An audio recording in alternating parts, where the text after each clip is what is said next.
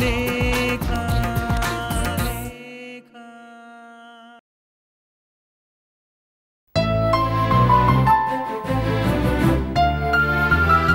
ತಾತ ಏನೋ ಬರಕ್ಕೆ ಹೇಳಿದ್ರಂತೆ.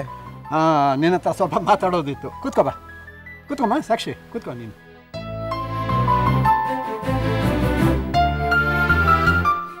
ಪ್ರೇಮ್, ನಿಮ್ಮ ಮುಂದಿನ ಪ್ಲ್ಯಾನ್ ಏನು?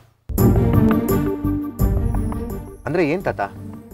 ಅಲ್ಲಪ್ಪ, ಮದುವೆ ಆಯಿತು, ಮದುವೆ ಆದಮೇಲೆ ಸಂಸಾರ ಹೂಡಬೇಕಲ್ವೇ? ಸಂಸಾರ ಹೂಡಬೇಕು ಅಂತಂದರೆ ಬೇರೆ ಒಂದು ಮನೆ ಮಾಡ್ಕೋಬೇಕು. ಅಲ್ಲ, ಎಷ್ಟು ದಿವಸ ಅಂತ ಅತ್ತೆ ಮಾವನ ಮನೇಲೆ ಇರೋಕ್ಕಾಗುತ್ತೆ ನೀನು, ಅಲ್ವಾ? ನೀನು ಬೇಜಾರು ಮಾಡ್ಕೋಬೇಡ ತಾಯಿ. ನಿಮ್ಮ ಅಪ್ಪ ಅಮ್ಮ ಇಬ್ಬರು ತುಂಬ ಒಳ್ಳೆಯವರೇ. ಅದಕ್ಕೆ ಪ್ರೇಮು ಈ ಮನೆಯಲ್ಲೇ ಇದ್ದಿದ್ದು. ಆದರೆ ಇಷ್ಟು ದಿವಸ ಅವನು ಬ್ರಹ್ಮಚಾರಿಯಾಗಿದ್ದ, ಯಾವುದೋ ಒಂದು ರೂಮು ಸಾಕಾಗ್ತಿತ್ತು ಅವನಿಗೆ. ಈಗ ಮದುವೆ ಅಂತ ಆದಮೇಲೆ ಒಂದು ಮನೆ ಮಾಡ್ಕೋಬೇಕಲ್ವಾ? ಹೌದಮ್ಮ ಸಾಕ್ಷಿ, ಇನ್ನು ಮುಂದೆ ನಾವು ಆಗಾಗ ಬಂದು ಹೋಗಿ ಮಾಡ್ತಿರ್ಬೇಕಾಗತ್ತೆ. ನೀವಿಬ್ಬರು ಸಪ್ರೇಟ್ ಆಗಿದ್ದರೆ ನಮಗೆ ಬಂದು ಹೋಗೋಕ್ಕೆ ಮುಜುಗರ ಆಗಲ್ಲ. ನೀನು ನಮ್ಮನೆ ಸೊಸೆ, ನಿನ್ನನ್ನು ಪ್ರೇಮನ್ನು ನೋಡೋಕ್ಕೆ ಅಂತ ಬಂದು ಹೋಗೋದು ಜಯಶ್ರೀ ರಘುರಾಮ್ಗೆ ತೊಂದರೆ ಆಗಲ್ವಾ? ನೀನೇನು ಹೇಳ್ತೀಯ ಪ್ರೇಮ್? ನೀವು ಹೇಳೋದು ಸರಿ ತಾತ. ನಾನು ಸಾಕ್ಷಿ ಇದ್ರ ಬಗ್ಗೆ ಮಾತಾಡ್ಬಿಟ್ಟು ಒಂದು ಡಿಸಿಷನ್ನಿಗೆ ಬರ್ತೀವಿ. ನೋಡಪ್ಪ, ಇದು ನಮ್ಮ ಅಭಿಪ್ರಾಯ ಅಷ್ಟೆ. ನಮ್ಮ ಮನಸ್ಸಲ್ಲಿ ಏನಿತ್ತು ನಾವು ನಿನಗೆ ಅದನ್ನು ಹೇಳಿದ್ದೀವಿ. ನಿಮಗೆ ಬೇರೆ ಏನಾದರೂ ಅನಿಸಿದರೆ ನೀವಿಬ್ಬರು ಮಾತಾಡಿದನ್ನು ಡಿಸೈಡ್ ಮಾಡಿಕೊಳ್ಳಿ. ನಮ್ಮದೇ ಏನೂ ಅಭ್ಯಂತರ ಇಲ್ಲ. ಸರಿ ತಾತ.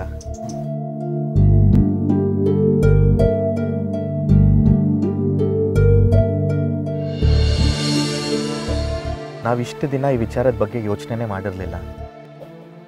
ಮನೆ ಶಿಫ್ಟ್ ಮಾಡೋದ್ರ ಬಗ್ಗೆ ನೀವೇನು ಹೇಳ್ತೀರಾ? ನನಗೇನು ತೋಚ್ತಿಲ್ಲ ಪ್ರೇಮ್. ಸ್ವಂತ ಯೋಚನೆ ಮಾಡೋ ಶಕ್ತಿ ಹೊರಟು ಹೋಗಿದೆ. ಗೊಂಬೆ ಥರ ಆಗ್ಬಿಟ್ಟಿದ್ದೀನಿ.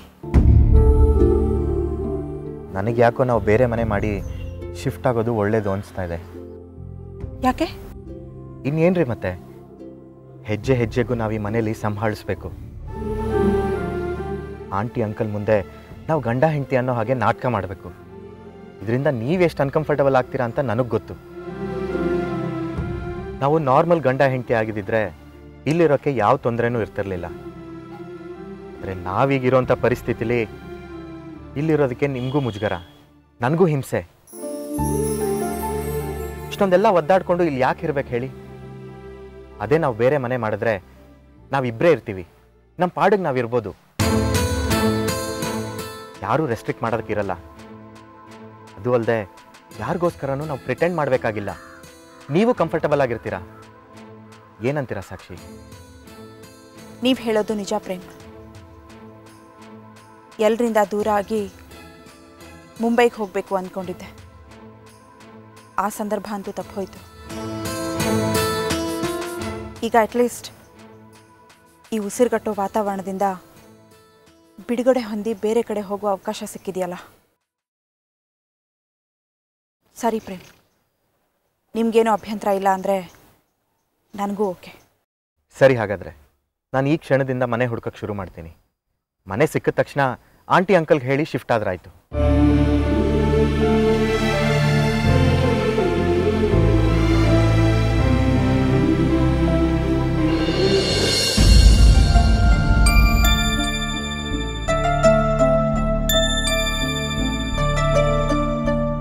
ಅಪ್ಪ, ಕಾಫಿ ತಗೊಳ್ಳಿ. ಓ, ಏನಮ್ಮ ನೀನು ಕಾಫಿ ಮಾಡ್ಬಿಟ್ಟಿದ್ಯಾ ಇವತ್ತು? ಜಯಶ್ರೀ, ನೋಡಿ ಇವತ್ತು ನಿನ್ನ ಮಗಳು ಕಾಫಿ ಮಾಡಿದಾಳೆ, ತಗೋಬಾ. ಇಲ್ಲಿ ಬಿಡಿ, ಮದುವೆ ಆದ್ಮೇಲೆ ಅಷ್ಟು ಮಾಡಿದ್ರೆ ಹೇಗೆ? ಪ್ರೇಮ್, ಪ್ರೇಮ್, ನಿನ್ನ ಹೆಂಡತಿ ಕಾಫಿ ಮಾಡಿದಾಳೆ, ಬೇಗ ಬಾ. ತಾನೇ ಅದೃಷ್ಟ.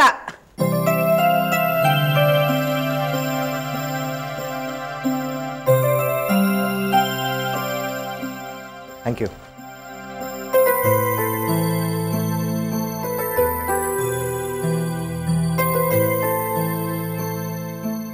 ಹೇಗಿದೆ ಕಾಫಿ? ಚೆನ್ನಾಗಿದೆ ಆಂಟಿ. ಚೆನ್ನಾಗಿದೆಯಂತೆ. ಕಾಫಿಗೆ ಸಕ್ಕರೆನೇ ಹಾಕಿಲ್ಲ ಅವಳು. ನಿಂಗೇನು ನಿಜ ಹೇಳೋಕ್ಕೆ ಭಯನಾ? ಅಯ್ಯೋ ಹೌದಾ, ಒಂದು ನಿಮಿಷ ತಂದುಬಿಡ್ತೀನಿ. ಪರವಾಗಿಲ್ಲ ಸಾಕ್ಷಿ. ಏನು ಪರವಾಗಿಲ್ಲ. ನೀ ಈಗ ಅವಳಿಗೆ ಎಲ್ಲದಕ್ಕೂ ಅಡ್ಜಸ್ಟ್ ಮಾಡ್ಕೋತಾ ಹೋದ್ರೆ ಅವಳು ಮಾಡಿದ್ದೇನೆ ನೀ ತಿನ್ಬೇಕಾಗತ್ತೆ ಅಷ್ಟೇ. ಅಮ್ಮ ಸುಮ್ಮನಿರು ನೀನು. ಅಂಕಲ್, ನಿಮ್ಮ ಹತ್ರ ಒಂದು ವಿಷಯ ಮಾತಾಡಬೇಕಿತ್ತು. ಏನದು ಪ್ರೇಮ್? ಅದು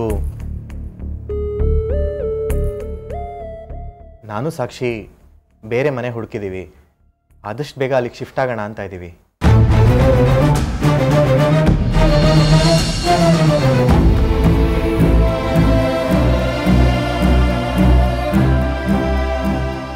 ಏನಪ್ಪ ಪ್ರೇಮ್ ಹೀಗೆ ಶಾಕ್ ಕೊಡ್ತಾ ಇದೀಯಾ?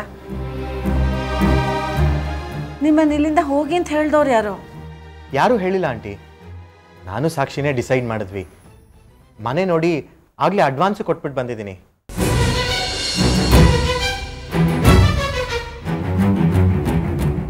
ಏನ ಸಾಕ್ಷಿ, ಯಾರನ್ನು ಕೇಳಿ ಇಷ್ಟೆಲ್ಲ ಪಾರ್ಪತ್ಯ ಮಾಡಿದೆ? ಏನಮ್ಮ ತಪ್ಪು? ಮದುವೆ ಆದಮೇಲೆ ನಾವು ಬೇರೆ ಮನೆ ನೋಡಲೇಬೇಕಲ್ಲ.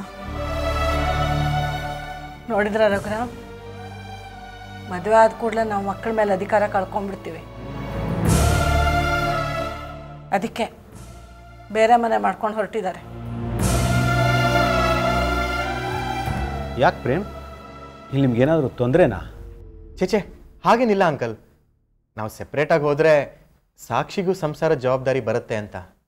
ಏನು ಜವಾಬ್ದಾರಿ ಪ್ರೇಮ್? ನಿಧಾನವಾಗಿ ಕಲ್ತ್ಕೋತಾಳೆ ಬಿಡು. ನೀನು ಈ ಸ್ಥಿತಿಯಲ್ಲಿ ಅವಳನ್ನು ಕರ್ಕೊಂಡು ಹೋದರೆ ಎಲ್ಲ ಕೆಲಸನೂ ನಿನ್ನ ತಲೆ ಮೇಲೆ ಹಾಕ್ತಾಳೆ. ಆಮೇಲೆ ಅವಳು ಇನ್ನೂ ಸೋಮಾರಿ ಆಗ್ತಾಳೆ. ಅಮ್ಮ, ನನಗೆ ಅತ್ತೆ ಇಲ್ಲ ಅನ್ನೋ ಮಾತನ್ನ ಸುಳ್ಳು ಮಾಡ್ತಾ ಇದೆಯಾ? ನಿಂದ ಬಾಳ್ಕೆನೇ ಜಾಸ್ತಿ ನನಗೆ. ಅಯ್ಯೋ ರಾಮ, ನಾನೇನೇ ದಬ್ಬಾಳಿಕೆ ಮಾಡ್ತಿರೋದು ಅತ್ತೆ ಥರ? ನೀನು ಈ ಕಂಡೀಷನಲ್ಲಿ ಬೇರೆ ಮನೆ ಮಾಡೋದು ಎಷ್ಟು ಸರಿ ನೀನೇ ಹೇಳು? ಇಂಥ ಸಮಯದಲ್ಲಿ ಕಣ್ಣಲ್ಲಿ ಕಣ್ಣಿಟ್ಟು ನಿನ್ನ ಆರೋಗ್ಯ ನೋಡ್ಕೋಬೇಕು ನಾವು. ನನಗೇನಮಾಗಿದೆ? ನಾನು ಹೇಗೋ ಮ್ಯಾನೇಜ್ ಮಾಡ್ಕೊಳ್ತೀನಿ ಬಿಡು. ಏನು ಮ್ಯಾನೇಜ್ ಮಾಡೋದು ನಿನ್ನ ತಲೆ? ನೋಡು ಪ್ರೇಮ್, ಎಷ್ಟು ನಿರ್ಲಕ್ಷ್ಯ ಅವಳಿಗೆ. ಇಂಥವಳನ್ನು ಕರ್ಕೊಂಡೋಗಿ ಬೇರೆ ಮನೆ ಮಾಡ್ತೀಯ ನೀನು? ಆಂಟಿ, ಮನೆ ಏನು ದೂರ ಇಲ್ಲ, ಇಲ್ಲಿಗೆ ತುಂಬಾ ಹತ್ತಿರ ಇದೆ. ನೀವು ಯಾವಾಗ ಬೇಕಾದರೂ ಬರ್ಬೋದು. ಜಯಶ್ರೀ, ಯಾಕೆ ನಿಂಗೆ ಸ್ವಲ್ಪನೂ ಅರ್ಥ ಆಗಲ್ಲ? ಅವ್ರ ಪ್ರೈವಸಿ ಬೇಡವಾ? ಹೊಸದಾಗಿ ಮದುವೆ ಆಗಿದೆ, ಜೊತೆಗೆ ಮನೆ ಹತ್ತಿರ ಅಂತ ಹೇಳ್ತೇನೆ. ನೀವು ಸುಮ್ಮನಿದ್ ಬಿಡಿ, ನಿಮಗೆ ಸೂಕ್ಷ್ಮಗಳೇ ಅರ್ಥ ಆಗೋದಿಲ್ಲ. ಮನೆ ಹತ್ತಿರ ಇದ್ಬಿಟ್ರೇನೋ ಒಂದು ಮನೇಲಿ ಇದ್ದಾಗತ್ತಾ? ಚೊಚ್ಚಲ್ ಬಸರು ಬೇರೆ. ಇಂಥ ಸಮಯದಲ್ಲಿ ತುಂಬ ಜೋಪಾನವಾಗಿ ನೋಡ್ಕೋಬೇಕು ಅವಳನ್ನ. ಏನು ಪ್ರೇಮ್ ನೀನು ಅವಳು ಹೇಳಿ ತಾಳಕ್ಕೆ ಕುಣಿತಿದೀಯಲ್ಲ. ಪ್ರೇಮ್ ನೇನು ಅನ್ಬೇಡ, ಇದರಲ್ಲಿ ಅವ್ರದ್ದೇನೂ ತಪ್ಪಿಲ್ಲ. ಹೌದು ಕಣೆ, ನಿನ್ನ ಬಗ್ಗೆ ನಾವು ತಲೆ ಕೆಡಿಸ್ಕೊಂಡಿದ್ದೀವಲ್ಲ, ನಮ್ಮದೇ ತಪ್ಪು. ಆಂಟಿ ಪ್ಲೀಸ್, ದಯವಿಟ್ಟು ನೀವಿಬ್ಬರು ಜಗಳ ಆಡಬೇಡಿ. ಅಲ್ಲ ಪ್ರೇಮ್, ಈಗ ನೀನು ಅವಳನ್ನು ಬೇರೆ ಕರ್ಕೊಂಡು ಹೋದರೆ ಹೊತ್ತಿಗೆ ಅವಳಿಗೆ ಊಟ ತಿಂಡಿ ಕೊಟ್ಟು ಆರೈಕೆ ಮಾಡೋರು ಯಾರು?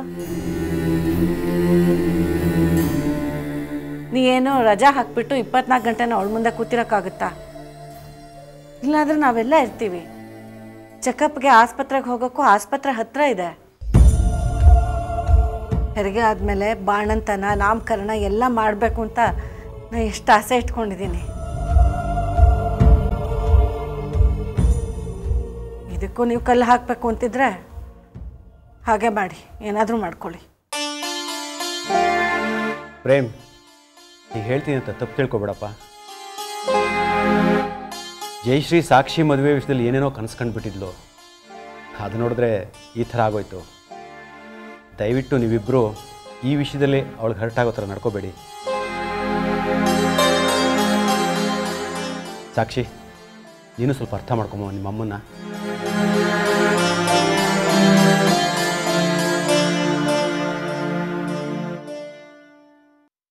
ಹೌದು ಸಾಕ್ಷಿ, ನಿನ್ನ ಹೆಲ್ತ್ ಈಗ ತುಂಬ ಮುಖ್ಯ.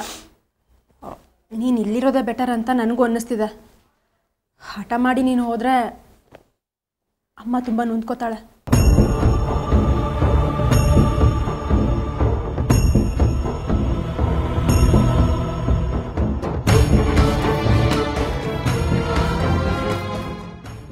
ಅಮ್ಮ, ಕೋಪನಾ? ಅಯ್ಯ, ನನಗೆ ಆ ಕೋಪ. ನಾನು ಅತ್ತೆ ಥರ ಕಾಟ ಕೊಡ್ತೀನಿ. ನಿನಗೂ ಬಿಡುಗಡೆ ಬೇಕು, ಬೇರೆ ಮನೆ ಮಾಡ್ಕೊಂಡು ಹೋಗು.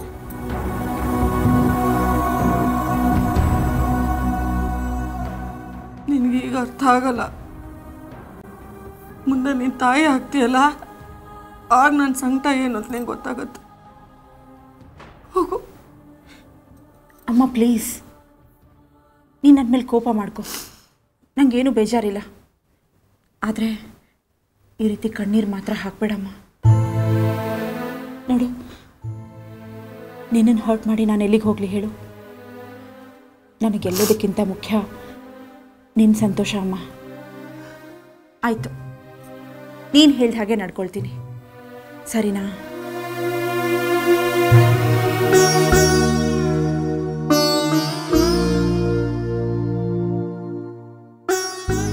ಸರಿ ನೋಡು, ನೀನು ಸಂತೋಷವಾಗಿರಬೇಕು, ಆಗಲೇ ನನಗೂ ಸಂತೋಷ.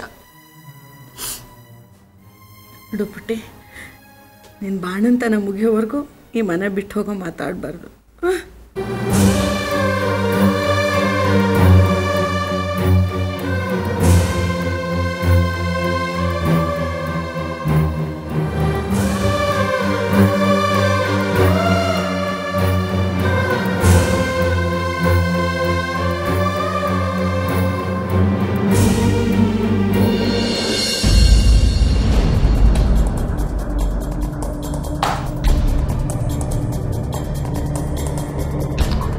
ಮಾವ, ಏನಾಯ್ತು?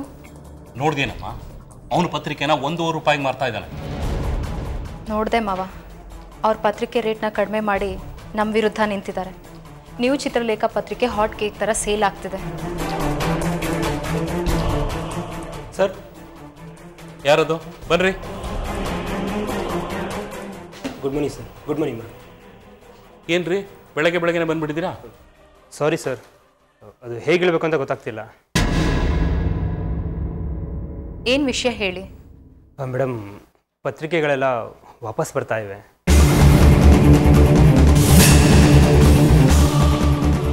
ಪತ್ರಿಕೆಗಳು ವಾಪಸ್ ಬರ್ತಾ ಇದೆಯಾ? ಯಾಕೆ?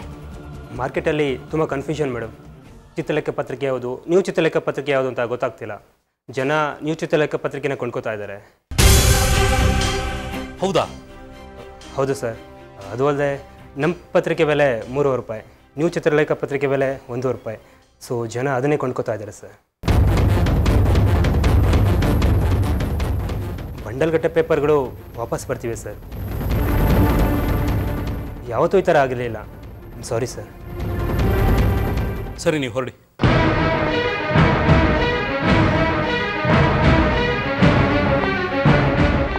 ಪೈಪೋಟಿ ಕೊಡೋದಾಗಿದ್ರೆ ನೇರವಾಗಿ ಕೊಡಬೇಕಾಗಿತ್ತು.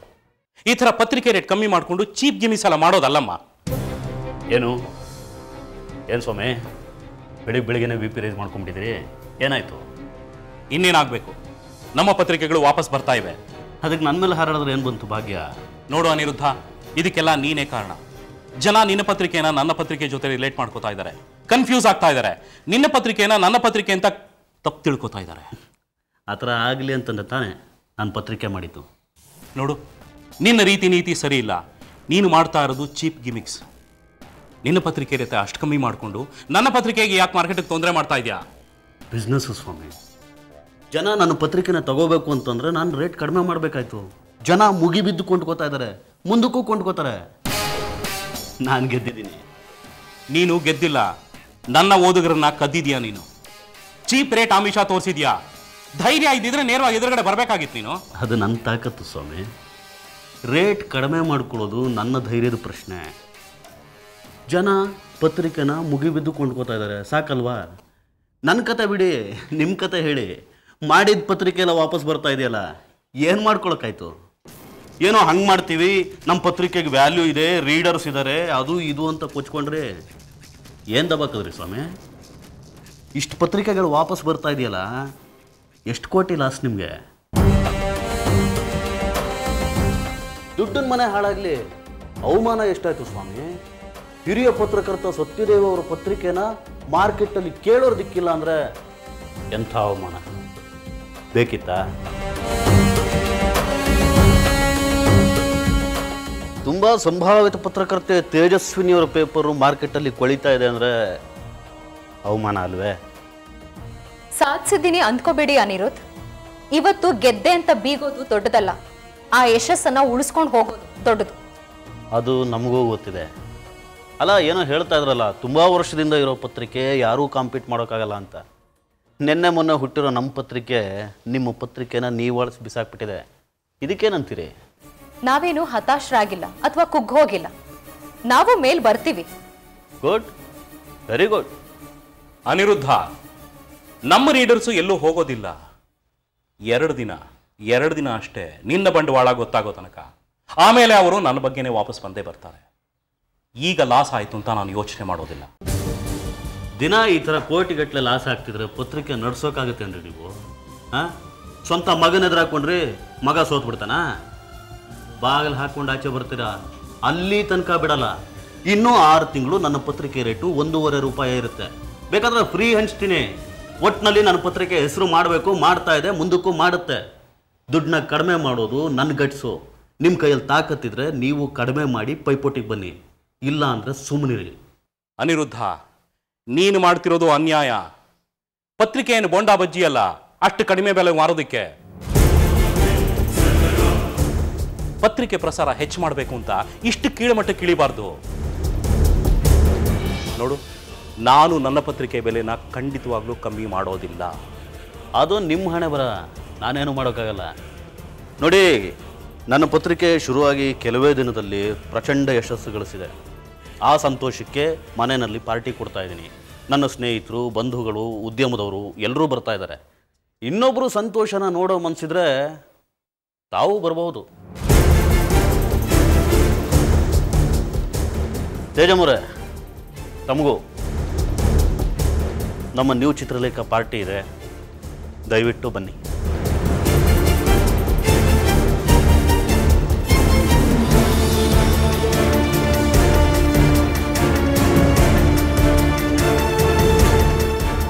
ಪತ್ರಿಕೆ ಲಾಂಚ್ಗಂತೂ ಬರಲಿಲ್ಲ, ಕಡೆ ಪಕ್ಷ ಪಾರ್ಟಿಗಾದ್ರೂ ಬಾ, ಸಂತೋಷ ಆಗುತ್ತೆ.